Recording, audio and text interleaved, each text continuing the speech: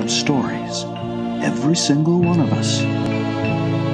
From the highest of the high to the lowest of the low, we all have stories. Exploring the world for the greatest stories of all time. Hello and welcome. You're listening to the Aron O'Dowd Show. The Aron O'Dowd Show. Our soul is the screen upon which we project our dreams. What's your story? Good evening, everybody. How are we all doing on an amazing Tuesday afternoon? Depending on where you are in the world, it's the Aron O'Dowd Show, and we've got another incredible guest. You know, AI and machine learning is a buzzword at the moment, but why do you do broadcasting and have your own, where you can help people in things like Sony Productions to get all the amazing content out to the world, or be in Toastmasters, or maybe do your triathlon, half-iron triathlon today. Our guest, Seema Menon, I think that's right because it's a big mouthful name word. Hello, welcome to the show, Seema. How are you doing? I'm good, Aron. Lovely to be here. You know, you're a very accomplished woman. You've done some amazing things, but what's the one that steps out of your mind, like, I gotta tell them at the pub or the bar or a restaurant with my family or friends? Ooh, I would say I participated in the London Olympics in 2012, both in the opening and the closing ceremonies. Don't get me wrong, I'm not an athlete or I didn't compete, but I was one of those drummers in the pandemonium drumming. And at the end, I was wearing the blue bowler hat with a little light bulb on top. So yeah, that's a good pub story to have. Wow, how would that feel being in the ceremony of the Olympics, you know? It was surreal. I mean, I never thought I would ever watch the Olympic players over there up front, interact with them, and be part of a team that created history. So for me, it was a great experience. All the rehearsals that we did at Stratford, it was just amazing. I've made friends for life. And even after the Olympics, we have carried on, doing drumming for different events, creating awareness, whether it is to stop a hospital from closing down, drumming our way, creating noise for that. So we did a lot of good activity together. You do broadcasting. Tell us how you got into it. That's interesting. So after my MBA in marketing, I was looking at opportunities and serendipitously, I got into broadcast. I started in research, trying to see how I can support the sales team and the branding team, and moved into brand management for a channel which was at that point looking at launching Friends. And I loved it, working behind the scenes. And then because I helped the brand team and the sales team to get a big client doing some activity together, I was then eventually moved into sales, and the rest is history. I was head of sales for Sony Pictures for almost 14 years, looking after just UK and one channel, and then moving on to multiple regions, and managing virtual teams long before it was the norm, much before COVID. So that's been my journey. Fabulous. And what did you love about it?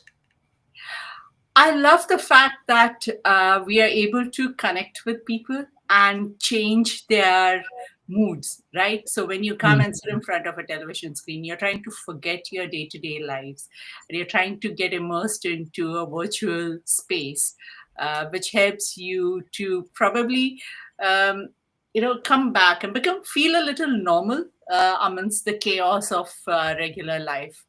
And I remember I used to work late night, especially on a Friday evening is when a lot of clients would wake up and say, we need this ad to go out urgently. It is last minute, but can you do something about it? And I and my team would say, yes, we would do it. And we'd work till late in the night just to realize and to be told by my senior that we're not in the business of life and death, right? You can wait, things can wait.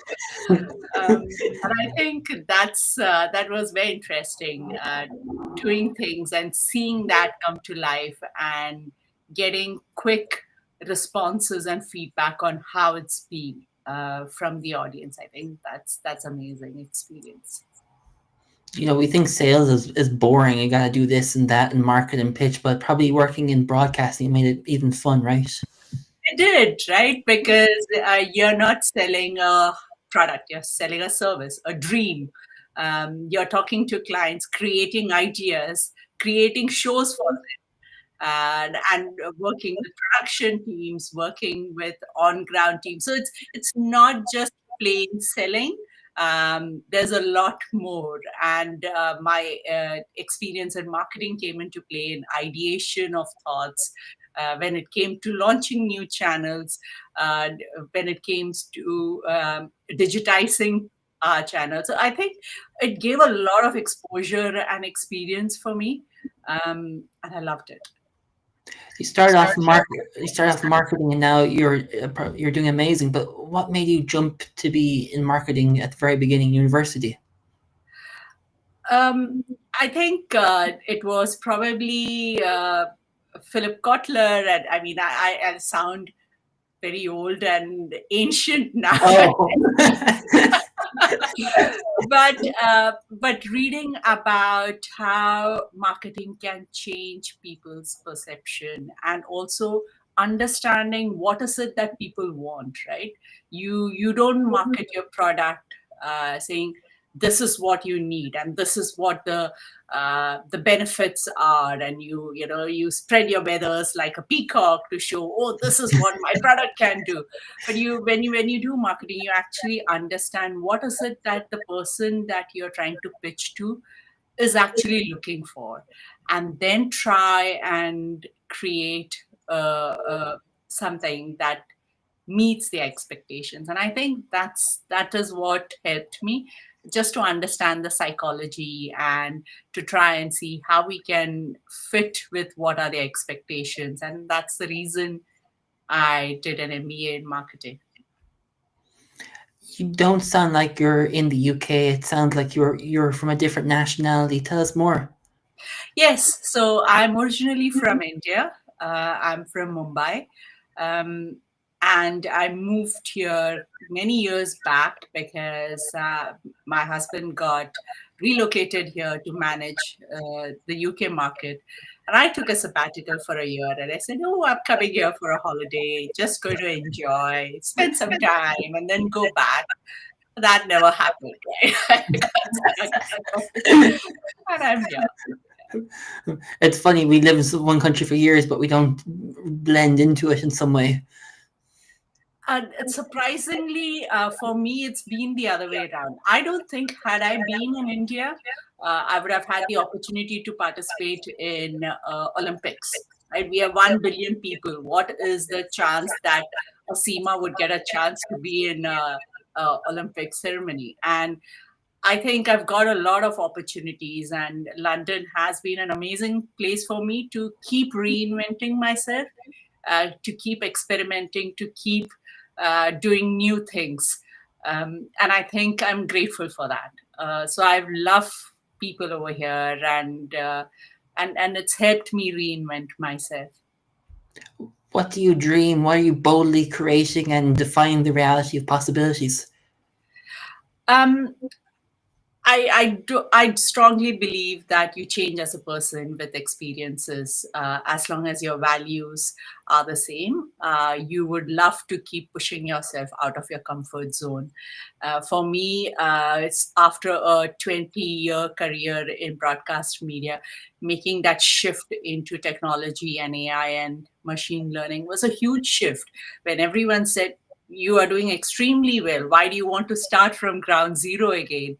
But I think that's what makes you feel that you're doing something new rather than being stuck in the old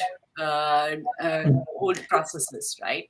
And you need to keep doing that. You need to keep challenging yourself, and you learn new things. You find that part of yourself which you never knew existed within you. So you decided, hey, I'm gonna go leave this Sony broadcasting and go and learn from MIT and machine learning and AI, right? Yeah, actually, that just once again, that was it was serendipitous. So whilst I was heading sales with Sony, I was invited to do a lot of keynotes in various industry forums. I was asked to give a keynote on AI and its impact on media, and I loved it, doing the research, talking to my teams, talking about how machine learning and AI is helping us and changing the way we work. And so I decided, okay, is this a fad? Is it just a one-off thing? Or do I really enjoy it? So I went on to pick up a course on AI from MIT to see if I really loved this. And I loved it. So I decided 2020, it's going to be a new decade for me, trying out something. I don't want to regret not having tried things. So I decided to switch into the tech space at the beginning of 2020. It sounds like you trade your stiletto heels for your Birkenstock flats, right? Sorry, I didn't get that. I said it looks like you traded your stiletto heels in for your Birkenstock sandals. Yes, Yes, yes, I did that. No more heels, and in fact, I gave up heels a couple of years before, because when I started training for the marathon, the London Marathon, I realized heels were painful after having run 6 miles. So, wow, what made you do the marathon? I've never been a runner, and I think it was probably the midlife crisis.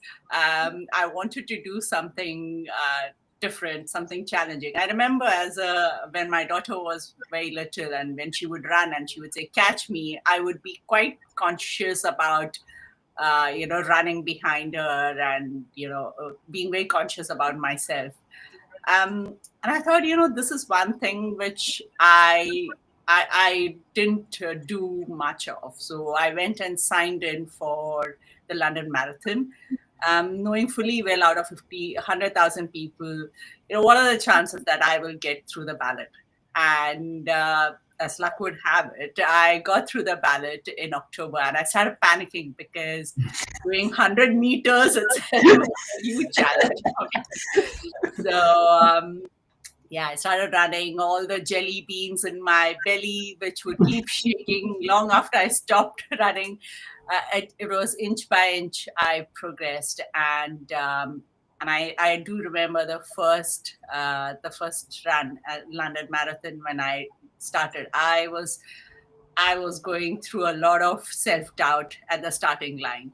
And then I had a person running in front of me, and his jersey said, "I'm 80 today. This is how I celebrate my birthday." And I said, if he can do it, I can definitely do it. So I just kept him as my goal, and I kept following him through.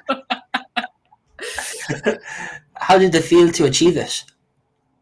It was amazing. When I completed it, one is I created a new message for myself, that any challenge, if you put your heart to it and if you create a discipline around it, you can achieve that. So I used this as an anchor whenever I faced any new challenges in life.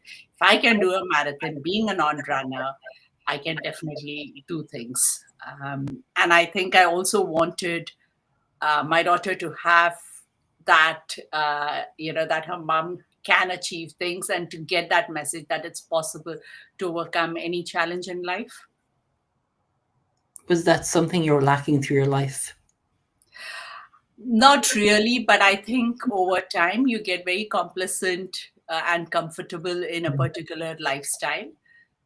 So I wanted to change that messaging for myself. Yeah, it's funny how comfortable and relaxed we get into our comfort routines, Yes, that's true. You're a Toastmaster. I bet you love public speaking and sharing the gabble of the vocal words, Yes. I have been in sales, right, for a very long time. And if you put me in a room in front of 4 or 5 people, or even 10, 15 people, I can probably have a conversation till someone shuts me down.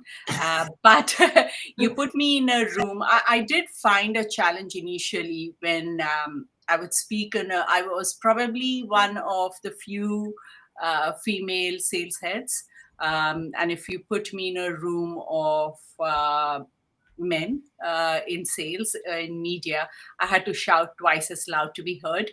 And I realized that there was something that needed to be done.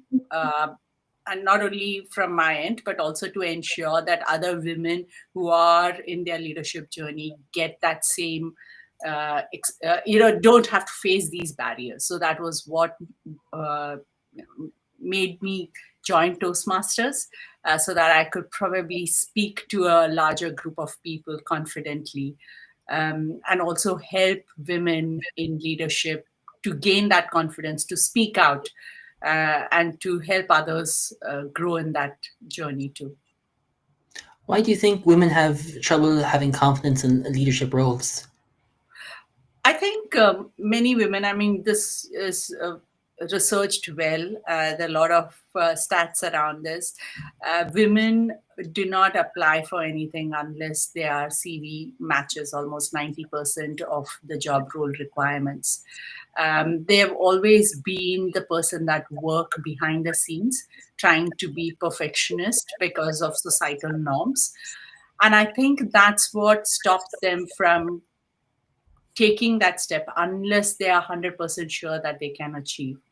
Whereas it's not the same for men generally.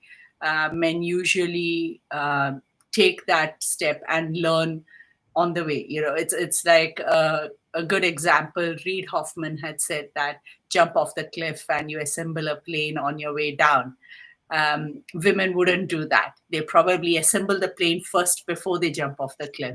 And I think that's that mindset change that I wanted to help other women in industry who are looking to build their leadership role or to create that key persona in the industry to help them achieve those. Women who who work in a very high-end, male-dominant, high performance, do they kind of become that where they have to scream and roar and be kind of that male energy to get themselves heard in some way? Yes, initially I think to a large extent in the early stages of my career, I was trying to emulate the men that I saw as my mentors around, and probably talk and behave the same way. But over time, I realized, and experience is a very good teacher, right? So over time, I realized that it's very important to bring your own personality and your own voice, so that, especially in a world where there are AI tools now, they need to understand how women think, and get different viewpoints across. Otherwise, it's very easy for one way of thinking to come through. And if you're looking at innovation and looking at an organization growing into different spaces, you need to have different voices to ensure that you pick the right one that's good for your organization. Yeah, I think women in tech need to be more appreciated, more out there, I think, There are a lot of women in tech who work in at the ground level, doing the coding, doing all the work, and these are repetitive tasks. So with AI coming in, a lot of repetitive tasks can be completely replaced by a tool. So therefore, you find that a lot of women will be the ones that are being affected with AI coming in. Hence the need to bring in that creativity element and to help women be more creative. How and what can women impact the world of entrepreneurs? I think one, you need to have a lot of investments going in women entrepreneurs. There is a lot of investment venture capitalists out there that invest in businesses that are led by men.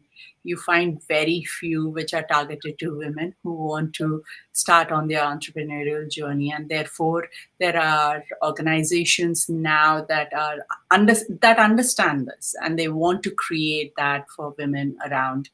And so whether it is women in AI, set up by a lot of organizations, and I'm part of quite a few, trying to see how we can, one, keep ourselves abreast of what is the latest trends that's happening, and also help other women in that journey collaborate together to support their own businesses too. So there is still a disparity, but I guess with all of us working together, we will come close to that. To get that equity between men and women entrepreneurs. Do women kind of have to be a little bit ballsy in the men's environment to be heard as a startup entrepreneur in some way? I think it's changing. Once upon a time, that is what was needed, but I think people now understand and respect the ideas and the way they're presented. It is no longer typical, it's not cast in the typical structure that you need to be loud to be heard. As long as your idea helps solve some issues or solve some challenges, I think it's good enough too. So for you personally, where do you stand? I know you're creating all these amazing projects, but where do you see your voice in the world of entrepreneur women, technology, startups, etc.? I see myself as an enabler. So for me, one of my goals is to help other women achieve their goals too. So create that pathway for them, remove the obstacles as far as possible, help them overcome any of their own limiting beliefs that they may have, and create that support system for them to thrive. Because if I'm able to help others based on my experience and my knowledge, I feel that that's a life. It's a very fulfilling life, right? If you're able to make a small change in one person's life, that itself is good enough. Wow, and that's the legacy you want to create, right? Yes, absolutely. Wow. If someone was listening to this and they say, this is what I want to do based on what you do, what advice would you give them? I would say go for it. If you want to do something, just to go for it, and then start working backwards on what are the resources you need, what is a date by which you want to launch, and who are the people that can help you. Do you need to pick up some courses to understand what or how you can get help from? There are plenty of women mentors out there who are happy to help. Reach out, don't hesitate. At most, what you will hear is they don't have the time right now, but they will be more than happy to support you. So don't ever think, will someone have time for you? Everyone has time. We are all here to support you in that journey. So go for it. Dream big. They say the castles are built in the air. You need to now put the foundations under that, right? So Right. work on that. And regarding AI and machine learning, where do you sit in the fence? Are you pro or for against it? Ooh, that's quite an interesting question. Yeah. I think AI is here to augment your work as a tool. So if you are doing repetitive tasks, then AI is a fabulous tool to manage that and give you back your time to think creatively of how you can utilize AI to make a better lifestyle or change things for everyone. And I think that's how we should take it as, and not be afraid of AI. We should be able to use AI for our benefit to help others and to help each other grow in that journey. If I hear AI in the media and think, wow, this is fantastic, what tools or where do you would recommend people to start with to get their feet in the water? I'm not an expert in that, but I would say there are plenty of tools, open AI tools that you could experiment with. Look at large language models. Look at understanding. Play around with some of the tools. See what works for you. Create your own tool if you feel that it can help overcome some challenge that you see. Go for it. And there are so many forums out here. You can go to meetups and various other forums, hear people speak, interact with them, and that's the journey. Everyone is on a journey right now, so there's not one single holy grail that you go for. You experiment with things, and you go with it and learn on the way. I know with AI advancing our productivity and stuff like that, but are we really going to be losing the authentic being in our creative aspect in some way? I do feel that human connections and human communication will still remain. It needs to be there, right? There was a classic example which used to be quoted in the past. I don't know how true it is, but there was an example of Elon Musk when he set up a Tesla factory many years back.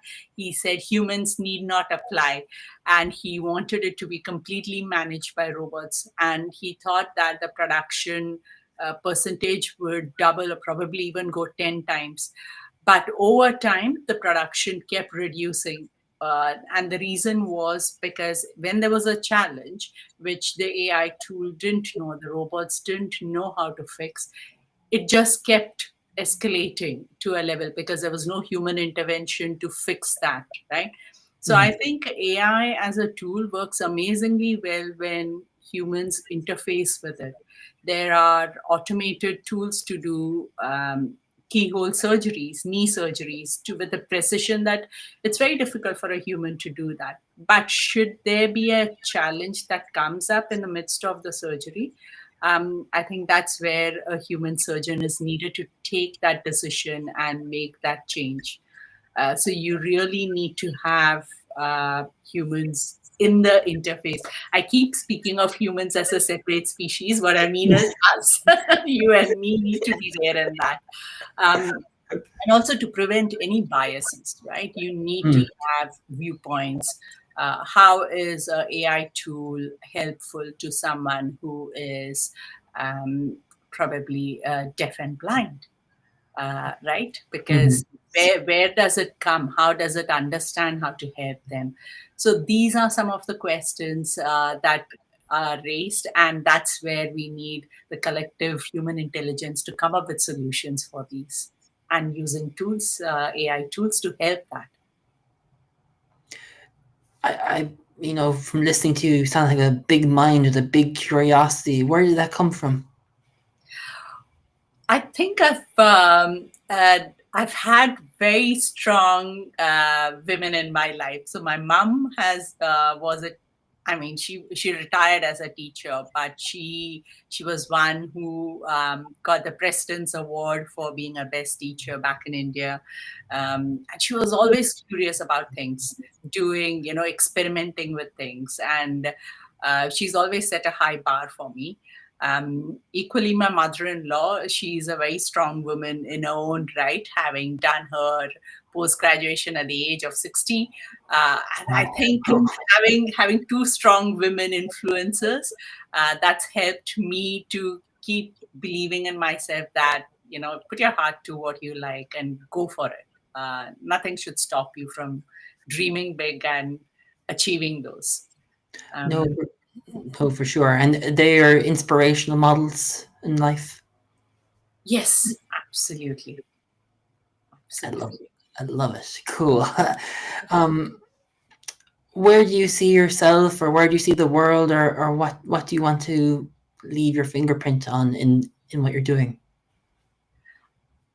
I think I want to keep learning, keep trying to make changes in people's life.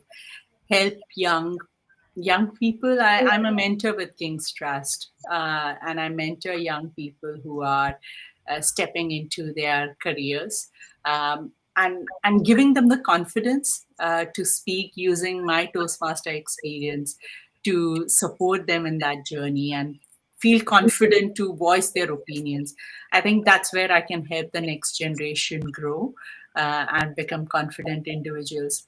There's one classic example that I want to share. As a Toastmaster, I did a workshop for women, not yeah, actually it was women in Mind Harrow, the mental health organization. Mm-hmm. They had a program called Head to Work, and we did a workshop for everyone who were now ready to get back into work after having had counseling. And it was giving them the confidence to go out, interview, and build that self-confidence to be themselves. And there was one particular individual who was very hesitant. In fact, the first session, she would not meet your eyes just in case you would pick them up, right? So they would constantly keep looking down. And a few weeks after the series that we did, she went on to Malaysia to speak to a room full of 500 people at a medical convention, speaking about mental health and why it's not a taboo and how to overcome that. And that was amazing to see this person transform and be able to stand in front of 500 people from the medical fraternity and speaking about it. I think these are moments that make you feel, you can help people, and it changes their lives. So I want to keep doing that. So I also do yoga and meditation, teach that at a spiritual center, helping people build that connection. And this started during COVID, where that social connection was missing. And it's been 5 years now. So I've been teaching that and enjoying when you get the energy back from the people who attend these sessions. So yeah, it's just living a fulfilling life. I think that's the legacy I want to leave. Is meditation, yoga, and fulfillment life, is that something you were taught at a young age? I think probably it wasn't a conscious teaching, but it was probably interwoven into my life at some point, and it has always been there. But not, it wasn't indoctrinated within me. If you understand the gist of what I'm trying to say. Mm-hmm. Yeah. And what was that stage of life you realized, I gotta go do this? This is what I need to do. I think when I started my career and when I started having a team of young people reporting to me, I was a workaholic, and I expected my team to be like me, to be clones of me, and I was trying to create a clone of me in each of them. And if I can work till 9:30, why can't you? But then over time, with experience, I realized that everyone has a different personality. Everyone's expectation of their career and role is completely different. Right, so you can't expect everyone to be identical, and I think that's when as I became a better human being. I think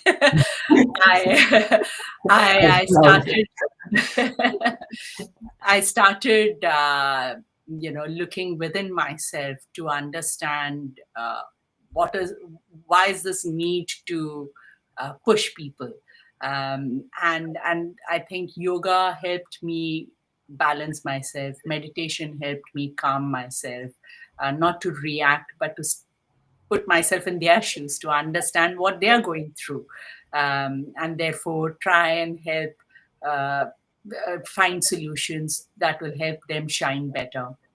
I think these are tools that have helped me grow as an individual and grow as a better person too over time.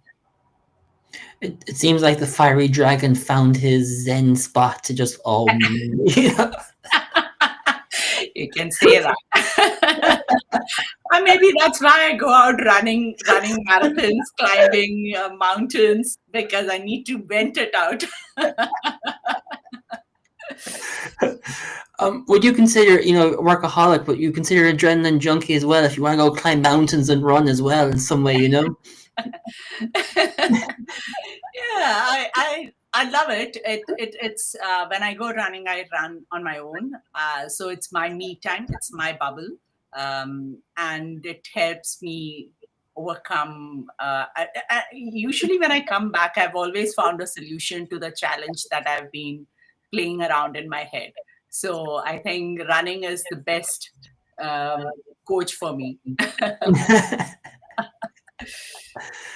Fabulous.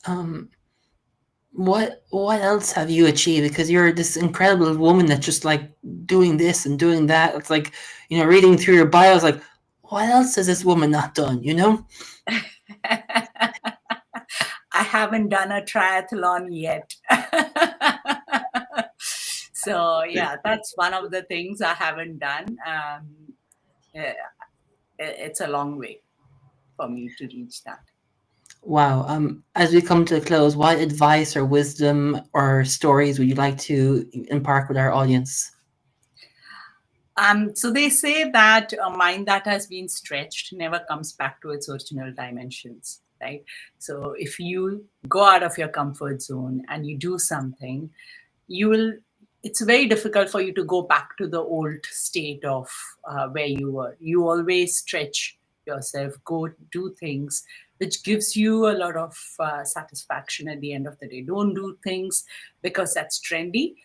Do things that help you understand yourself or gives you the satisfaction of that.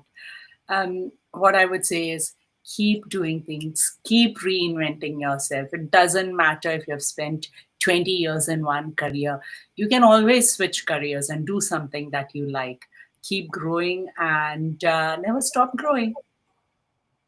And that's it. Fabulous. Where can people find more about you? So my LinkedIn is up. They can connect with me on LinkedIn. I'm also part of Headstride Limited. I do mentoring over there. So LinkedIn is the best place to connect with me, and I would love to have a coffee with anyone who wants to have a conversation.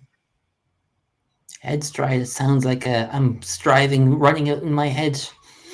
Yeah, so I do training workshops, and it's about leadership and sales that I focus on. Also bring in, if you're suffering from anxiety, how to work on that.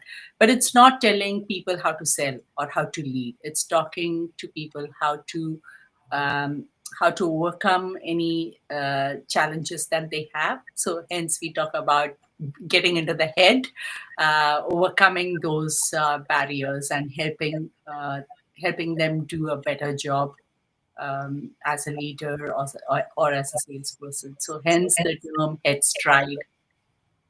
Wow, I love it. Seema, I want to say thank you so much. It's been a blast and exciting to get to know more about you, and it seems like you're on a path for empowering women in everything you do. Thank you so much. It's a pleasure to be here, and look forward to connect with you again and speak to you. There you go, everybody. It just shows you. Put your runners on. Go beat the concrete jungle, because it doesn't matter what you want to do, what you do. Once you love it, you gotta do it, because passion is the secret. Everything that starts within, ends within. So remember, stay tuned for another incredible episode next week as we dive deep into the superheroes to understand who, what, where, when, and why makes them uniquely special. So remember, rock on and tune in. Thank you for listening to the Aron O'Dowd Show, where the world's best stories are told. If you like, please post a review or subscribe to the show. To find out more, contact us at aronodowd.com. That's ARONODOWD.com. We're always ready to share another magnificent tale from the world's best storytellers. So stay tuned and rock.